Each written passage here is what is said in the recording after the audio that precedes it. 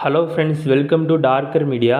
நம்ம இன்றைக்கி இந்த வீடியோவில் எதை பற்றி பார்க்க போகிறோம் அப்படின்னா, இன்ஸ்டாகிராமில் டெலீட் ஆன போஸ்ட்டை வந்து எப்படி ரெக்கவர் பண்ணுறதுன்னு தான் பார்க்க போகிறோம். ஸோ இப்போ தான் நீங்கள் ஃபஸ்ட் டைம் என்னோடய வீடியோஸ் பார்த்துட்டீங்கன்னா மறக்காமல் சப்ஸ்கிரைப் பண்ணி சப்போர்ட் பண்ணுங்கள்.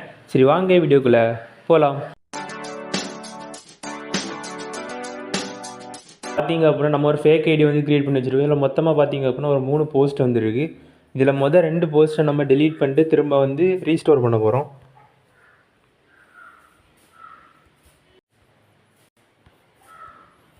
இதை பார்த்திங்க அப்படின்னா மொதல் 2 போஸ்ட்டையும் நம்ம டெலீட் பண்ணிட்டோம். இது இப்போ ரெக்கவர் பண்ணுறதுக்கு மேலே பார்த்திங்க அப்படின்னா ஒரு 3 பார் ஐக்கான் இருக்கும். ஜஸ்ட் அதை டேப் பண்ணிக்கோங்க.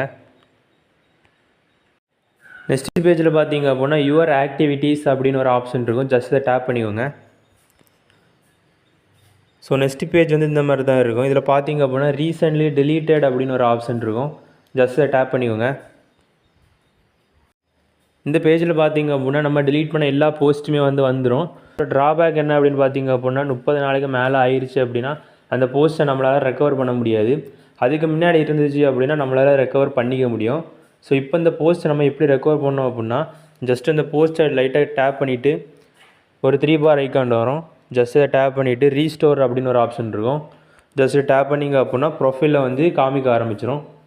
இந்த மாதிரி டெலீட் ஆன போஸ்ட் எல்லாம் வந்து ரெக்கவர் பண்ணி யூஸ் பண்ணிக்க முடியும். ஸோ இந்த வீடியோ உங்களுக்கு யூஸ்ஃபுல்லாக இருந்திருக்கும். ஸோ உங்கள் ஃப்ரெண்ட்ஸுக்கும் ஷேர் பண்ணி விடுங்க. நெக்ஸ்ட் என்ன வீடியோ பண்ணலான்னு கமெண்ட் பண்ணுங்கள்.